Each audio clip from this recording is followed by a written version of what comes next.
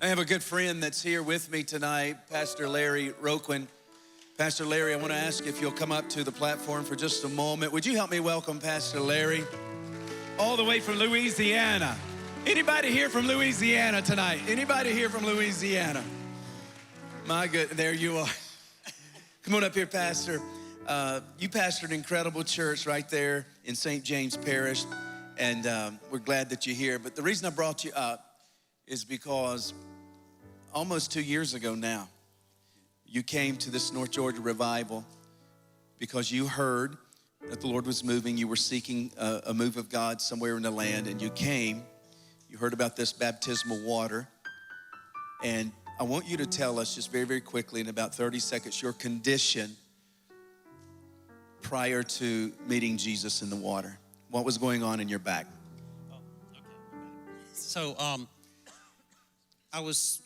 I had no cartilage in the lower part of my back, about 12, 14 inches of my back was bone on bone. And I'd been on 4 10-milligram hydrocodone every day. And that was for 7 years I was dealing with this. 7 years. 7 years. And, you know, I was just used to it. I had everybody and their mama and grandma pray for me, you know. And I was just used to it. I was just, you know, I heard about something going on here. My wife told me about it. We came, and, you know, I really didn't, I just wanted more of God. And I was just so used to being in this mode of, you know, I have to take a pill so I can stand up in the morning, and, you know, and came right up here and on a morning service and I got slain in the spirit that night before I got in the water. But I came to the morning service, and you were talking about speaking in tongues and all, and called people up, and I ran up to the altar. My wife said, "You speak in tongues? What are you doing?" I said, "I don't care. I want more of it, whatever I'm going to get." And so, so I came up. In the Bible, I saw where they prayed for people, and, you know, the same ones that were there the first time when they spoke in tongues, they were there, they got it again. So anyway, my goodness. I got in the water that night, and I asked for a couple of things, and I'm telling you, and then I said, "Oh yeah, I need my back healed too. Oh yeah, and I'd like to be off the medicine." And so before you go there, I want you, because when you have no cartilage in your spine, bone upon bone, yeah, that had to be tremendous pain. Oh yeah, every morning when I woke up, I couldn't stand up without pain. So you'd have to take a pill before you get out of bed. I'd have to take a pill, and then I'd go sit down and drink 2 cups of coffee, and then I'd go on with the rest of my day.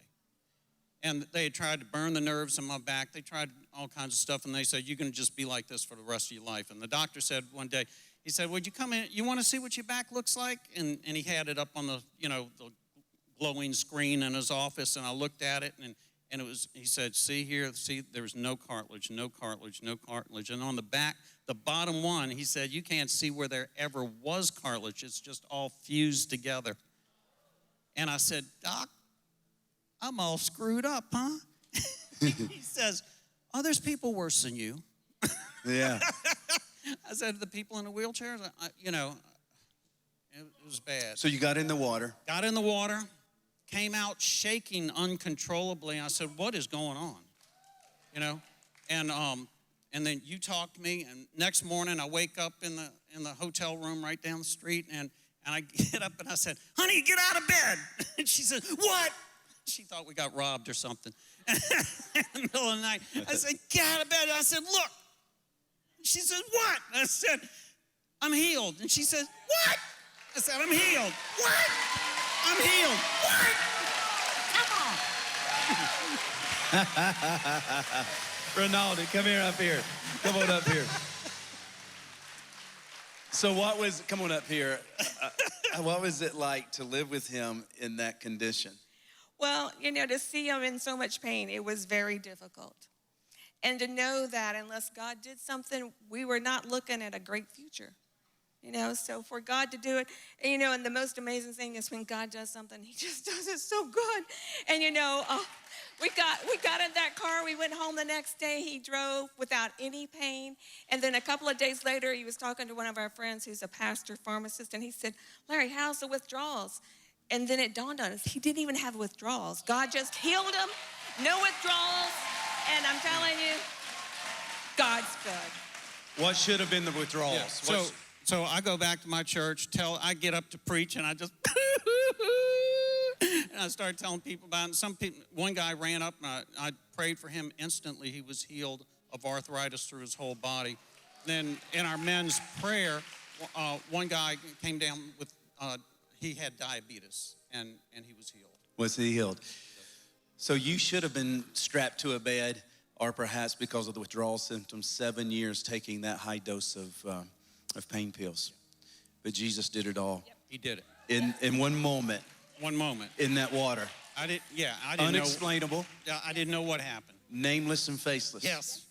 Isn't that beautiful? No cartilage in his back. Okay. Thank you, Pastor Larry. All right. Oh, you got something? And also the Southeast Louisiana Revival was birthed.